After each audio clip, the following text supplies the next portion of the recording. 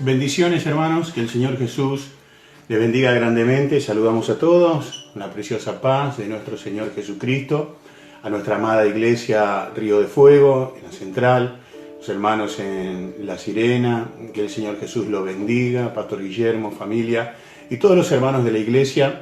Saludamos en el poderoso nombre de nuestro Señor Jesucristo. Gracias a Dios podemos estar aquí nuevamente a través de este medio reunidos para poder hablar de lo que nos interesa siempre, de lo más glorioso, lo más sublime, que es la palabra de nuestro Dios, que siempre deja un lindo tesoro en nuestro corazón, ¿verdad? Y hoy quería compartir con ustedes, para tener una breve meditación, ¿verdad? Quería compartir con ustedes sobre el primer milagro del Señor Jesucristo, un milagro maravilloso, para muchos poco entendible, pero un milagro al fin que demuestra cosas grandes y gloriosas que el Señor iba a comenzar a hacer. Este primer milagro lo relata el Evangelio según San Juan en el capítulo 2, del verso 1 en adelante, y habla sobre las bodas de Caná, un casamiento que se iba a dar en Caná de Galilea, y el Señor había sido invitado para ser parte de este evento como todo el pueblo. Se acostumbraba siempre que todo el pueblo asistiera a esa invitación, ¿sí? Era una gran festividad, un casamiento. Y a pesar de que el Señor Jesucristo venía con la misión de salvar al mundo, salvar a esta humanidad, aún así, Él toma su tiempo para poder pasar o comenzar su ministerio en un lugar agradable, ¿sí? En un lugar donde evidentemente no había las necesidades que había en un leprosario, o las necesidades que estaban junto al estanque de Siloé, pero sí, él tenía la necesidad de estar ahí, había una razón, ¿sí? A pesar de que él tenía una gran labor para hacer y para llevar adelante, él empleó su tiempo para asistir a esta boda y participar en estas festividades, ¿sí? Jesús le dio importancia a las festividades, siempre, ¿sí? Sobre todo porque todo el pueblo iba a asistir. Las bodas en aquellos días de Jesús eran fiestas que, como en este caso, que duraban aproximadamente una semana. La gente del pueblo festejaba cada día este matrimonio y cada experiencia nueva, en esos 7 días, cada experiencia nueva que el matrimonio iba experimentando era motivo de festejo. Los banquetes se preparaban para muchos invitados y se pasaba una semana celebrando la nueva vida de la pareja. Se necesitaba mucha experiencia y mucha coordinación para preparar una fiesta de esta naturaleza. Había que planificar cuidadosamente cada detalle para que después uno no fuera el hazmerreír, ¿verdad? Del barrio, diríamos, del pueblo en aquel entonces, y se tenía que trabajar en cada detalle cuidadosamente. Era una vergüenza, por ejemplo, que se acabara el vino, que fue lo que sucedió, rompía casi todas las leyes tácitas de hospitalidad. Que le falte el vino era algo no grave a nivel de que alguien podía llegar a morir o estaba en riesgo su vida, pero sí era un motivo de vergüenza frente a todos los invitados. Jesús quería resolver esa situación y por eso Él estaba presente en aquel lugar. Si nosotros analizamos este milagro del Señor con milagros que vendrían más adelante, evidentemente este no era un milagro de renombre a nuestro entender, ¿verdad? Si lo comparamos con la sanidad de los leprosos, si la comparamos con cuando el Señor le devuelve la vista a los ciegos, o cuanto más si hablamos de la resucitación de Lázaro, ¿verdad? Evidentemente estamos frente a milagros grandes y prodigiosos, y parecería que este fuera un milagro que no llamaría tanto la atención comparándolos con ellos, pero no nos perdamos ciertos detalles, porque hay encerrado algunos detalles en esta historia que son verdaderamente importantes. Porque podríamos llegar a preguntarnos nosotros, si desmerecemos este milagro, podríamos llegar a preguntarnos por qué hizo Jesús este milagro aparentemente intrascendente, ¿verdad? Un milagro donde Él exhibe públicamente su poder y no justamente a favor de alguien enfermo o moribundo. ¿Por qué hizo algo francamente poco significativo, ¿verdad? De poco impacto aparentemente? Sin embargo, hermanos, cuando uno más piensa en este milagro, cuando uno más se detiene a analizar y reflexiona sobre lo que aconteció en esta fiesta, verdaderamente nos damos cuenta que es el milagro del principio del ministerio del Señor y que lo que Él hace podría enseñarnos muchísimo con respecto a lo que vendría por delante en la vida de Él y con respecto a nuestro primer contacto con Dios en la vida. Seguramente hay muchos hermanos ya de algunos años acompañándonos en esta noche o en este video, pero habrán otros que están escuchándolo por primera vez. Y aquellos que están escuchando por primera vez, aquellos que están viendo este video por primera vez, es tu primer contacto quizás con la palabra de Dios. Y este primer contacto con la palabra de Dios es muy significativo en la vida de uno. Yo recuerdo mi primer contacto con Dios, fue muy significativo. La primera vez que escuché la palabra de Dios que entró en mi corazón, no en mi mente, en mi corazón, fue de alto impacto en mi vida, ¿sí? Y Dios tiene poder para derramar sobre tu vida y sobre tu futuro, sobre todas las cosas. Resulta que en esta historia nos cuenta que, bueno, faltó el vino, ¿verdad?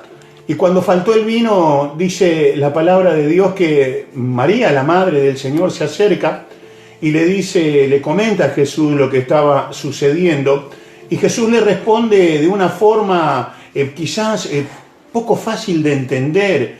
El Señor le dice que todavía no era su tiempo. ¿Qué tengo contigo, mujer? Todavía no es mi tiempo, le dice el Señor, ¿verdad?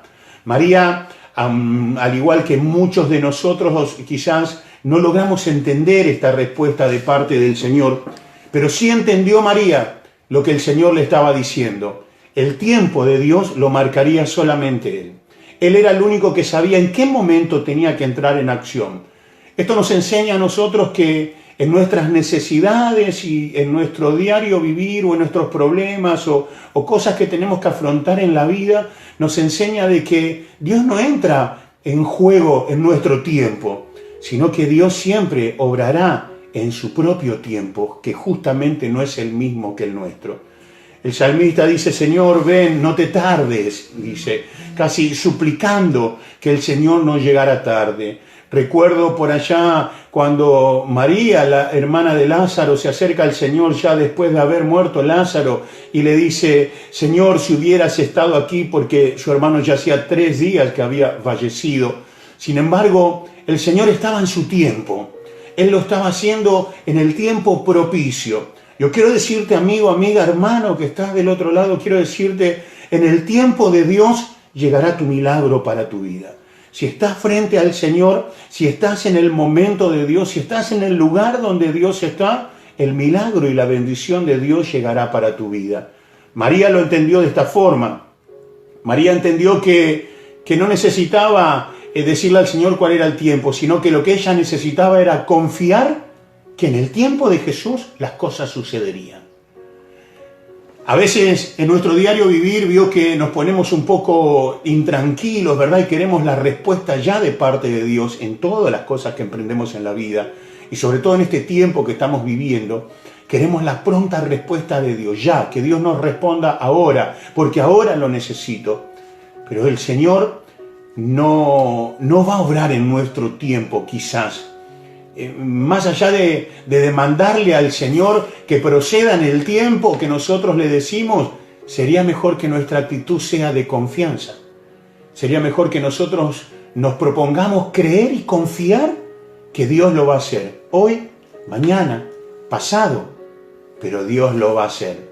Los que creen en Jesús y se hallan ellos en situaciones que no entienden como que María no entendió bien lo que estaba sucediendo, de toda forma deben seguir confiando que el Señor va a hacer siempre lo mejor.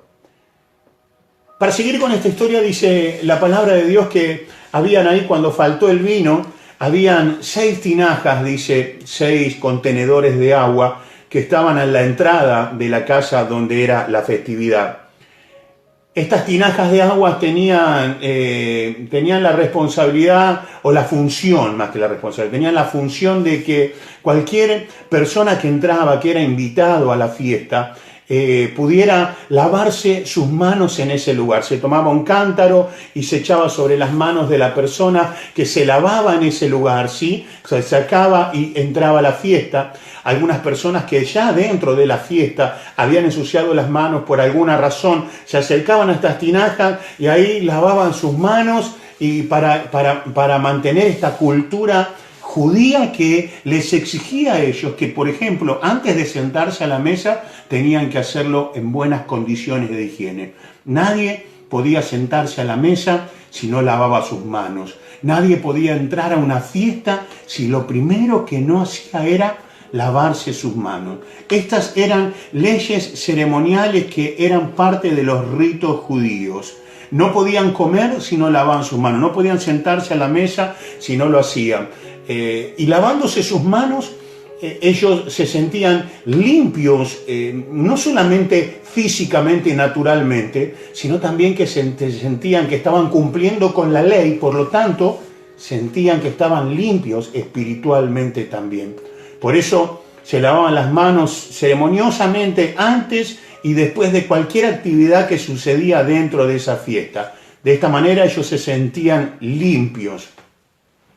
Es necesario que aquellas ollas o contenedores contenían muchas aguas, ¿sí? Dice las escrituras que eran ollas tan grandes, la historia dice que algunas contenían hasta casi 150 litros, para que ustedes se imaginen que eran ollas bien grandes, ¿verdad? Eran bien grandes donde, ahí se hacía todo el ceremonial que yo acabé de explicar recién. Estos recipientes, cualquier persona que se lavaba las manos en este recipiente, evidentemente después no quisiera ni siquiera acercar un poco de esa agua a su boca, ¿verdad? A sus labios. Eran aguas contaminadas, eran aguas que estaban llenas de bacterias, eran aguas que tenían la suciedad que la gente había dejado en aquel recipiente. Sin embargo, la historia nos dice que Jesús tomó de esas ollas, eligió del agua de esas ollas, aguas que estaban sucias, aguas que estaban llenas de bacterias, para hacer Él un milagro y sacar de estas aguas sucias el mejor vino. El mejor vino que pudo haber existido en aquellas tierras, y mire que Israel es una tierra de buenos vinos. El Señor le pidió a los sirvientes que la llenaran hasta el borde, y usando su poder convirtió aquellas aguas sucias que estaban en esos recipientes, aquellas aguas inmundas, en el mejor vino de la noche. Jesús usó el milagro de convertir el agua en vino para enviar un mensaje profundo de todo lo que iba a venir por delante, para decirles y comentarles a todo, y se iba a correr el rumor por toda Galilea de que el Señor había tomado lo impuro y lo hizo algo maravilloso, que había tomado algo sucio y que lo hizo algo glorioso, limpio, resplandeciente. Transformar no solo el estado de aquellos líquidos, sino también que Él tenía la capacidad de transformar el estado de las vidas con las que Él iba a tratar de ahí en adelante. Cuando los discípulos vieron este milagro, creyeron. El milagro demostró que había algo sobrenatural en Jesús. La forma que Jesús los llevó adelante era la forma que estaba mostrando, la forma del ministerio que venía por delante. Imagínense que ahora sí toma relevancia este milagro, que no es como al principio dijimos que parecía poco importante. Estaba marcando los destinos de los próximos 3 años del ministerio del Señor. Tomar lo sucio y transformarlo en limpio. Tomar lo malo y hacer algo glorioso. Tomar lo desechable y hacer algo que sea lo más importante de toda la noche. ¿Lo puede ver usted? ¿Puede ver usted cómo el Señor puede tomar esas cosas sucias y hacerlas limpias? ¿Puede ver usted cómo el Señor puede tomar esos elementos cotidianos y hacerlo algo excepcional? Usted se da cuenta que Dios te dice que puede tomar las cosas en sus manos y hacerlas nuevas, cambiarlas. Si el Señor pudo cambiar el estado de esas aguas sucias en el mejor vino, ¿cuánto más Dios podría cambiar nuestro estado? ¿Cuánto Dios podría cambiar tu estado? ¿Cuánto Dios podría tomar ese estado desechable en el que alguno se encuentra, de tristeza, de dolor o de pecado, y el Señor transformarlo en una vida de alegría, de gozo, de bendición y de santidad? Yo creo en un Dios así. Yo creo en un Dios que puede tomar lo vil de este mundo y hacer algo santo. Creo en un Dios que puede tomar aguas sucias y convertirlas en el mejor vino. Dice el Señor, si vienes a mí, yo puedo hacer lo mismo contigo. Dios estaba marcando los destinos de los que venía. La gente podía creer de que si Él pudo transformar esas aguas en un buen vino, podía entonces transformar su vida, podía transformar su hogar, podía transformar su familia. El Señor era como que le estaba diciendo a todo su pueblo, para eso he venido. Para eso estoy acá, porque necesito utilizar mi poder para mostrarle a este mundo que puedo cambiar las cosas. Muchos habrán preguntado dónde estaba la excelencia de este primer milagro del Señor, ya que no sanó ningún leproso, ni le devolvió la vista a ningún ciego, ni siquiera resucitó un muerto, sino que convirtió agua en vino. Muchos podrían preguntarse, ¿dónde está la excelencia de este mensaje, de este milagro? ¿Cómo el Señor empleó su poder divino para convertir agua en vino? Bueno, es que Dios estaba marcando la línea por la que iba a transitar estos 3 años siguientes. Él iba a tomar todo lo malo para transformarlo en bueno. Iba a tomar todo lo sucio para limpiarlo. Aún estando en la cruz, agonizando, herido y lastimado, el Señor pudo decir, perdónalos, porque no saben lo que hacen. Él puede tomar lo sucio, Él puede tomar lo peor de tu vida y transformarlo en algo bueno. Él puede tomar lo más sucio de tu vida y hacer algo glorioso. Él puede tomar lo más desechable de tu vida y hacer algo que realmente importe y que tenga valor. ¿Cuántos de ustedes quieren ponerse en las manos de Dios? Yo te invito a que oremos en esta tarde, ¿sí? Te invito a que doblemos nuestra cabeza, inclinemos nuestro rostro, cerremos nuestros ojos y podamos hablar con Dios y decirle, Señor, yo necesito que me limpies. Señor, yo necesito que tomes lo peor de mí y lo puedas transformar en algo que tenga valor. Oremos todos. Señor Jesús, amado Dios Todopoderoso, yo te agradezco, Señor, porque un día tú viniste a nuestra vida, mi Dios amado. Gracias por estar allí, Señor. Bendito Dios, aunque muchos no puedan entender quizás por qué razón hoy todavía existe una iglesia, Señor, o por qué razón todavía hoy se predica este evangelio. Señor, aunque muchos no puedan entender por qué tantas predicaciones y mensajes se pueden ver en este tiempo a través de las redes sociales, Señor, y aunque parezca que no fuera razonable o aunque fuera de poco impacto, Señor, yo sé que esto no es así, Dios. Yo sé que cada vez que alguien escucha tu palabra es porque tú tienes la intención de cambiar algo malo en bueno. Porque tú tienes la intención a través de tu palabra, Señor, de tomar eso desechable y transformarlo en algo glorioso. Cada vez que escuchamos tu palabra, Señor, tenemos la oportunidad de un cambio. Cada vez que tu palabra penetra en lo profundo de nuestro corazón, Señor, tenemos una oportunidad de cambiar esas aguas, Señor, esa vida llena de suciedad, esa vida llena de esos pensamientos ocultos, esas vidas, Señor, que parecen ya casi destruidas, llenas de frustraciones, cambiarlo en algo glorioso, algo de importancia, algo valedero, algo que a la gente le agrade. Señor, hoy hay tantas vidas, Dios mío, que no agradan, Señor, ni siquiera a su propia familia. Pero tú quieres tomar esas vidas, Señor, para tocarlas y hacer un milagro como lo hiciste esa noche en la boda de Caná. Y hacer de aquello que parecía tan despreciable, hacerlo algo glorioso. que llame la atención, Señor, de los que los rodean. Yo te pido tu bendición, Señor, sobre cada hogar, sobre cada familia, Jesús. Que tu amor y tu misericordia lleguen a cada uno de los que nos están escuchando. Tu santo y poderoso nombre, Señor. Que el Señor Jesús los bendiga, hermanos. Mañana, a la misma hora, estaremos con nuestro estudio bíblico. Que Dios le bendiga a todos.